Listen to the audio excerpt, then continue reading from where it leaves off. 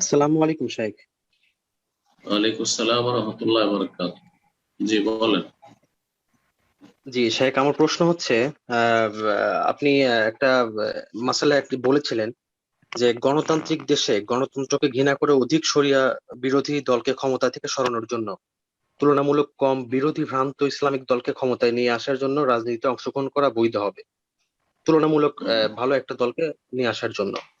তো এখন প্রশ্ন হচ্ছে বিষয় যে তুলনামূলক কম ভ্রান্ত এবং কম ইসলাম বিরোধী সেই দলকে নির্বাচনে ভোট দেওয়া মানে যাবে কিনা, আর হচ্ছে এই দলের ক্ষমতা শুধুমাত্র ভোট দিলাম, সাথে সাথে থাকলাম, এটাই তো শেষ না, পরবর্তীতে এদের ক্ষমতা টিকিয়ে রাখার জন্য সাথে থাকতে হবে। এবং এভাবে দেখা যাচ্ছে যে আমাদের দেশের যে মানে জামায়াত ইসলাম যে ক্ষমতায় ইসলামী আছে, এরা হচ্ছে শিয়া রাফিজি ঘেঁষা। এরা বিভিন্ন সময় সাহাবীদেরকে নিয়ে মানে মন্তব্য করবে আমার সামনে, আমি ওদের সাথে চলবো কিভাবে, লং টাইম কিভাবে, এটা বিষয়।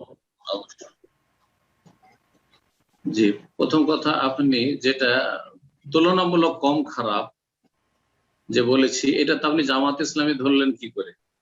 এটাই বা কেমন করে প্রমাণিত যে জামাত ইসলামী তুলনামূলক কম খারাপ গণতান্ত্রিক দলগুলোর মধ্যে? এটা একটা ধারণা, এক শ্রেণীর লোক। এটা ভুল ধারণা হতে পারে। হতে পারে একদিক থেকে মনে হচ্ছে তারা তারা কারণ তারা ধর্মের দোহাই দেয়, সেজন্য মনে হচ্ছে যে তুলনামূলক কম খারাপ।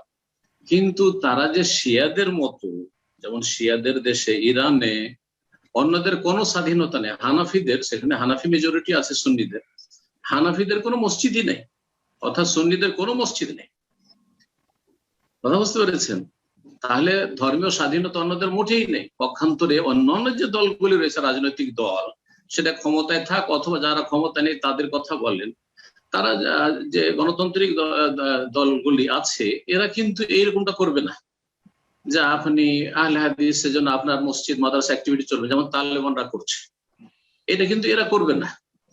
তারা বলবে ধর্মীয় স্বাধীনতা সবারই আছে, যেমন হানাফির আছে, দেওবন্দির আছে, বেরেলভির আছে, তেমন আহলে হাদিসের আছে। অসুবিধা কি? সবাই নিজে নিজে ধর্ম করা।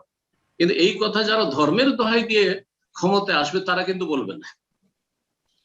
এইটা একটা বড় সমস্যা। তা আপনি যে বলছেন যে তারা ভালো, মোটেই না।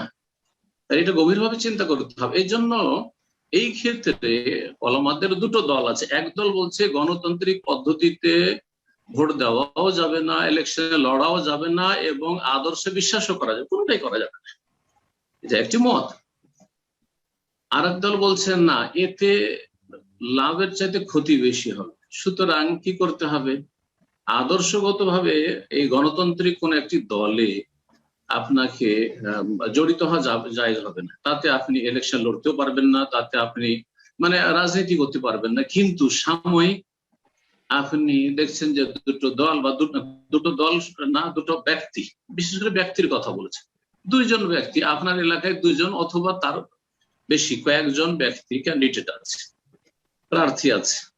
তার মধ্যে একজন ইমানদার, যে কোনো দলের হইতে পারে, ইমানদার, বিশ্বস্ত, ভালো মানুষ, পরোপকারী, বেঈমান না, আত্মসাৎকারী নয়।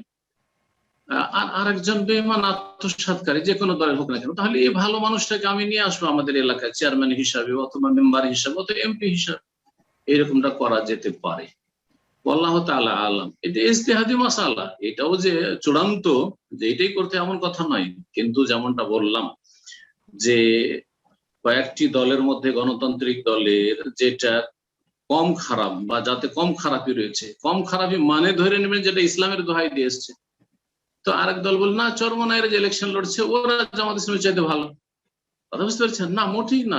এইভাবে ভাববেন না, এভাবে কখনো ভাববেন না যে কেউ ইসলামের দোহাই দিলে সেই দলটি যারা ইসলামের দোহাই দেয় না তাদের চাইতে ভালো, কখনো না। আল্লাহ যেন বুঝার তৌফিক দান করেন। এবং এই সমস্ত মানব রচিত বিধান থেকে, এই সমস্ত ফিতনা, এগুলো ফিতনা আসলে, এসব ফিতনা থেকে আল্লাহ মুসলিমদেরকে বেঁচে থেকে দিন শিখার, দিনের প্রতি আমল করা, তৌহিদ সুন্নাহ শিখুন, শিরক বিদআত শিখুন, আর তার থেকে বেঁচে থাকুন, ভালো আমল করুন এবং দিনের দিকে দাওয়াত দেন, আর হালাল রুজি রোজগার করেন। আমার এই দুনিয়ার রাজনীতির সাথে কোনো সম্পর্ক না। না আমি ভোট নিতে চাই কারো, আর না কাউকে ভোট দিতে চাই, এইভাবে চলেন। আমি কারো উপকার নিতে চাই না। কিন্তু আসলে তো অধিকাংশ লোক তো অপরাধের সাথে জড়িত। অপরাধ করে বাঁচতে হলে তো এই গণতান্ত্রিক দলগুলি সাহায্য নিতে হবে, যার ফলে অনেকে রাজনীতি করতে বাধ্য। বুঝতে পেরেছে? কিন্তু ভালো মানুষরা এই এই রাজনীতি করতে বাধ্য না।